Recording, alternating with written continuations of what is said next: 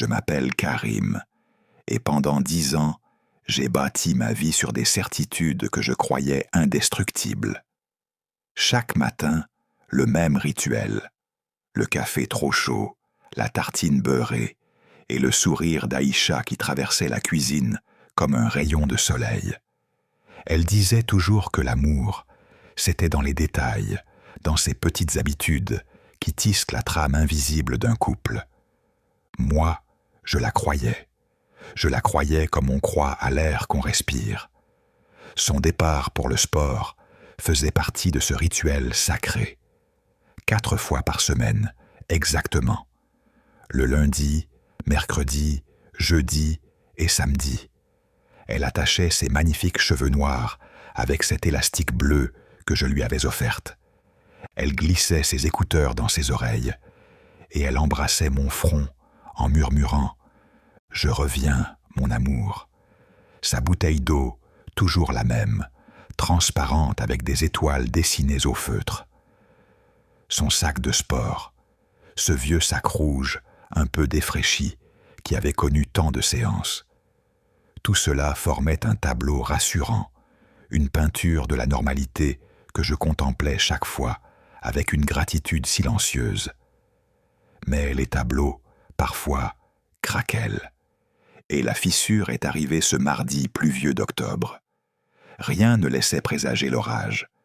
Pourtant, quand elle a préparé son sac ce soir-là, j'ai remarqué des détails infimes qui, reliés les uns aux autres, formaient une constellation d'alarmes silencieuses. D'abord, elle a changé de parfum.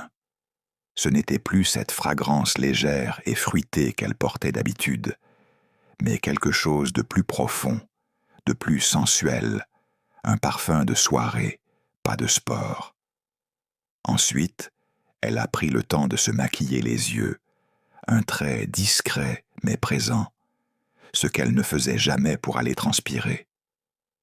Et puis, il y avait cette nouvelle bouteille d'eau, une bouteille en acier inoxydable, bleu nuit, qu'elle manipulait avec une précaution inhabituelle. Je me souviens m'être dit « Tu deviens parano, Karim ». Elle change de parfum, et alors, elle s'achète une nouvelle bouteille, c'est tout. Mais une voix plus sourde, plus ancienne, chuchotait en moi. Non, regarde mieux. Écoute ce que son corps te dit, pas ses mots. Elle est partie avec ce même sourire, cette même phrase. Je reviens, mon amour. Mais ses yeux, ces beaux yeux noirs qui d'habitude me regardaient avec tant de franchise, ont évité les miens. Juste une fraction de seconde, à peine perceptible. Mais je l'ai vu. J'ai vu ce petit éclair de culpabilité, ou peut-être d'excitation, traverser son regard avant qu'elle ne se détourne. La soirée qui a suivi a été la plus longue de ma vie. J'ai essayé de regarder un film, mais les images défilaient sans que mon cerveau n'enregistre quoi que ce soit. J'ai pris un livre, mais les mots dansaient sur la page. Cette intuition, cette sensation viscérale, s'est installée en moi comme un hôte indésirable. C'était un poids froid au creux de mon estomac, une pression sourde derrière mes tempes. Je tournais en rond dans notre salon, un salon que nous avions meublé ensemble, où chaque objet racontait une histoire d'amour. Le canapé, où nous nous blottissions le dimanche, le tapis sur lequel nous avions dansé un soir d'ivresse, la photo de notre voyage à Venise. Tout soudain me semblait étranger, comme si je visitais le musée d'une vie qui n'était plus la mienne. Et puis, je n'ai plus pu résister. Mon téléphone était posé sur la table basse, comme un piège. Je savais que c'était mal. Je savais que franchir cette porte, c'était risquer de tout briser. Mais la peur était plus forte que la raison. J'ai attrapé l'appareil, les doigts tremblants. J'ai ouvert l'application de localisation. Nous l'avions activée il y a 2 ans, quand elle avait commencé à rentrer tard du travail, et que je m'inquiétais. « Comme ça, tu seras tranquille », m'avait-elle dit avec tendresse. Elle avait oublié depuis longtemps que cette fonction existait. Moi, non. Le chargement de la carte m'a paru durer une éternité. Et quand elle est apparue, mon cœur a fait un bond dans ma poitrine avant de sembler s'arrêter net. Le petit point bleu qui représentait Aïcha n'était pas à l'emplacement du complexe sportif Les Volcans. Il n'était même pas dans ce quartier. Il se déplaçait lentement le long d'une avenue que je connaissais à peine, dans le quartier résidentiel de Beauregard, une zone pavillonnaire chic et tranquille, à l'opposé de la salle de sport. Un bug, ai-je murmuré dans le silence du salon. C'est forcément un bug. J'ai fermé l'application d'un geste brusque. J'ai compté jusqu'à 10 et je l'ai rouverte. Le point bleu était toujours là. Il venait de s'immobiliser. Il ne bougeait plus. Il clignotait doucement, indiquant une position fixe. Une adresse. 25, allée des Cerisiers. Je suis resté pétrifié, le téléphone glacé dans ma main. Le monde autour de moi avait perdu ses couleurs, ses sons. Je n'entendais plus le tic-tac de l'horloge, ni le ronronnement du frigo. Juste le bourdonnement sourd dans mes oreilles et le battement désordonné de mon cœur. Ce petit point bleu n'était pas une erreur technique. C'était un cratère qui venait de s'ouvrir sous mes pieds. C'était la preuve numérique, froide et implacable, que la femme que j'aimais depuis 10 ans, la femme avec qui je partageais ma vie, mes rêves, mon lit, était en train de me mentir. Et un mensonge aussi gros, aussi calculé, ne pouvait cacher qu'une seule chose, une trahison. La rationalisation a alors commencé. Ce mécanisme de défense désespéré de l'esprit qui cherche une issue, une explication qui ne fasse pas aussi mal. Peut-être qu'elle rend visite à une amie, une nouvelle collègue, peut-être qu'elle organise une surprise pour mon anniversaire, mais une autre voix, plus lucide, plus cruelle, répondait. Dans une villa à Beauregard, à 20h30 un mardi soir, sans te prévenir, avec du maquillage et un nouveau parfum, je me suis levé. Je ne réfléchissais plus. J'étais piloté par une force primitive, un besoin viscéral de savoir, de voir de mes propres yeux. Il fallait que je confronte le fantasme à la réalité. J'ai attrapé les clés de la voiture sur le porte-manteau. Mes mains tremblaient tellement que j'ai failli les faire tomber. Tout le trajet jusqu'à Beauregard est un brouillard dans ma mémoire. Je conduisais en pilote automatique, les doigts crispés sur le volant, le regard fixe. Les phares des voitures en sens inverse me transperçaient comme des accusations. Je priais pour me tromper. Je priais pour qu'il y ait une explication simple, banale, ridicule même. Je préférais passer pour un fou, un mari jaloux et parano, plutôt que d'avoir raison. Quand je suis arrivé dans l'allée des Cerisiers, c'était une rue calme, bordée de magnifiques villas individuelles, chacune avec son jardin soigné. C'était un autre monde, un monde de quiétude et d'opulence qui n'avait rien à voir avec notre vie. Et là, garée devant le numéro 25, une villa beige avec des volets bleus, j'ai vu sa voiture. Sa petite Citroën grise avec l'autocollant iCats sur le pare-choc arrière. Un détail si anodin, si elle, qui a rendu la scène surréaliste. La voiture était là, garée tranquillement comme si elle était chez elle. À cet instant, quelque chose en moi s'est brisé. C'était comme si on avait arraché le pilier central de mon existence. La douleur fut physique, une lame froide qui m'a transpercé la poitrine. Je me suis garé une centaine de mètres plus loin, derrière une camionnette, l'ombre parfaite pour observer sans être vu. J'ai coupé le contact. Le silence qui a envahi l'habitacle était lourd, étouffant. Je fixais la porte d'entrée de la villa beige. Ma vie, mon bonheur, mon avenir, tout était derrière cette porte. Et je ne pouvais rien faire d'autre qu'attendre, comme un condamné attendant son exécution. Les minutes s'étiraient, élastiques et cruelles. Chaque seconde était une éternité de doute et d'angoisse. Et puis, la porte s'est ouverte. La lumière chaude du hall a illuminé la nuit. Aïcha est sortie la première. Et elle riait. Ce n'était pas son petit rire poli ou son rire gêné. C'était un rire ample, profond, joyeux. Un rire qui venait du ventre. Un rire que je ne lui avais pas entendu depuis des années, peut-être jamais avec cette intensité. Elle était détendue, rayonnante, son visage était illuminé. Elle se retourna vers l'intérieur de la maison. Un homme est alors apparu dans l'encadrement de la porte. Grand, élégant, vêtu d'un jean et d'un simple t-shirt qui moulait son torse. Il devait avoir mon âge, mais il avait cette assurance, cette décontraction que je n'avais jamais eue.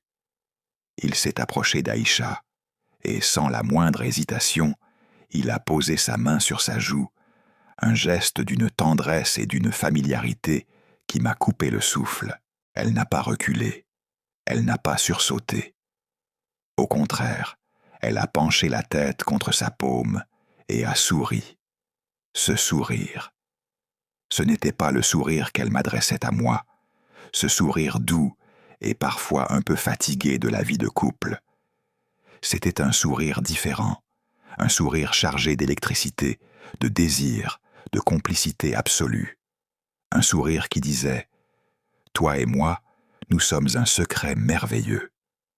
Un sourire qui leur appartenait, à eux deux, dans leur bulle.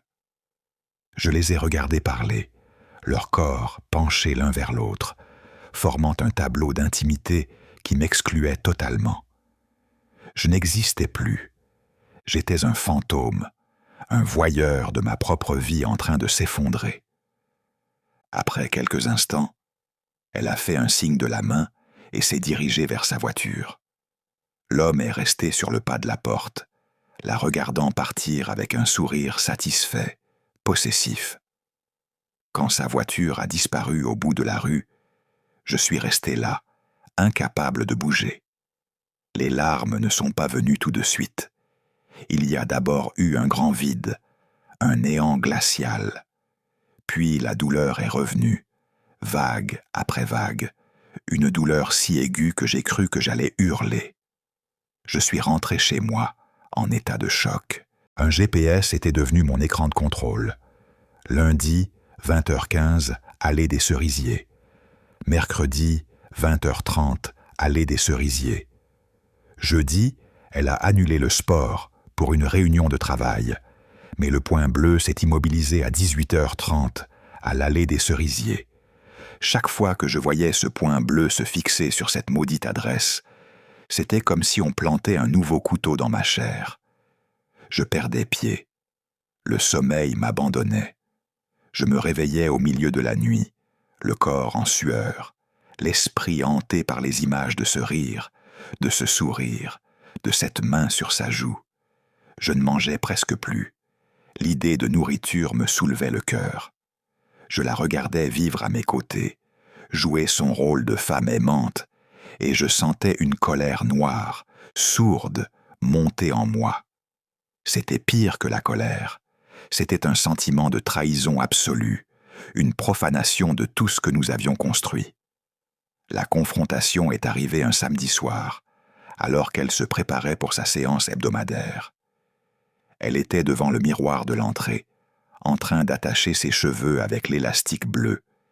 Ce geste si familier, qui m'avait tant de fois ému, m'a soudain paru obscène. « Tu vas au sport, chérie ?» ai-je demandé, ma voix étrangement calme. « Oui, mon amour, cycling comme d'habitude », a-t-elle répondu sans se retourner, en ajustant son legging. « À quelle adresse déjà ta nouvelle salle ?» ai-je enchaîné, les mains enfouies dans mes poches, pour qu'elle ne les voie pas trembler. Elle s'est figée. Son reflet dans le miroir a changé. La sérénité a fait place à une panique instantanée. J'ai vu ses yeux s'écarquiller, sa pomme d'Adam monter et descendre dans un mouvement de déglutition difficile. Son sac lui a glissé des mains et a atterri sur le carrelage avec un bruit sourd. « Pourquoi tu me demandes ça ?» a-t-elle balbutié, en se retournant enfin. Son visage était décomposé. Je n'ai rien dit. J'ai simplement sorti mon téléphone de ma poche, j'ai déverrouillé l'écran et je le lui ai tendu. La carte était ouverte, le point bleu clignotant déjà en route, traçant sa route inexorable vers l'allée des cerisiers. J'ai fait glisser mon doigt sur l'écran pour lui montrer l'historique des localisations de la semaine, une litanie de trahisons numériques. Elle a regardé l'écran, puis mon visage, puis l'écran à nouveau. La couleur a déserté ses joues, ses jambes ont cédé, et elle s'est effondrée sur la marche de l'entrée, ensevelie sous le poids de la vérité. Les larmes ont jailli, silencieuses d'abord, puis des sanglots profonds, déchirants, qui secouaient tout son corps. « Karim, je suis désolé. C'est pas ce que tu crois, » a-t-elle hoqueté entre deux spasmes. Mais les mots n'avaient dit plus de sens. Ils étaient juste du bruit. La vérité n'était pas dans ses explications balbutiantes, dans ses justifications tordues. La vérité était dans ce point bleu. La vérité était dans ce rire que je n'avais pas entendu depuis des années. La vérité était dans ce sourire qu'elle ne m'adressait plus. Cette nuit-là, j'ai compris une chose essentielle. La trahison ne commence pas au moment de l'acte charnel. Elle commence bien avant, dans l'ombre des mensonges, dans le secret des téléphones, dans la complicité des regards échangés en cachette. Elle commence le jour où l'autre choisit de construire une réalité parallèle dont vous êtes exclus. Je l'ai regardé dormir plus tard, épuisé par les larmes, et son visage dans le sommeil retrouvait une apparence d'innocence. Mais moi, je savais. J'avais vu l'envers du décor. J'avais été témoin de la pièce qu'elle jouait pour un autre public. Et cette connaissance m'avait changé à jamais. Je n'étais plus l'homme confiant et aimant que j'avais été. J'étais devenu quelqu'un de méfiant, de blessé, de désenchanté. Le lendemain matin, au petit déjeuner, dans le silence lourd de nos non-dits, j'ai pris ma décision. Elle était simple, définitive et d'une tristesse infinie. Je ne construirai plus mon bonheur sur les sables mouvants du mensonge. Je ne partagerai plus ma vie avec une femme qui avait une autre vie, un autre amour, dans mon dos. Aujourd'hui, si je partage cette histoire avec vous, ce n'est pas par vengeance, ni pour mendier de la pitié. C'est pour dire ceci. On peut maquiller la vérité avec des mots, on peut construire des châteaux de mensonges apparemment solides. Mais tôt ou tard, la réalité comme ce point bleu sur une carte finit toujours par apparaître. Elle se reflète dans un regard fuyant, dans un rire trop joyeux, dans une nouvelle bouteille d'eau. Elle est là, toujours, à attendre que nous ayons le courage de la regarder en face. Et vous, qu'auriez-vous fait à ma place? Avez-vous déjà senti ce pincement au cœur, cette intuition qui vous murmure que quelque chose ne tourne pas rond? Partagez votre expérience dans les commentaires. Si cette histoire vous a parlé, si elle a résonné en vous, likez, abonnez-vous et partagez. Parce que parfois, savoir que l'on n'est pas seul face à la trahison, c'est la première étape pour s'en relever. Merci de m'avoir écouté.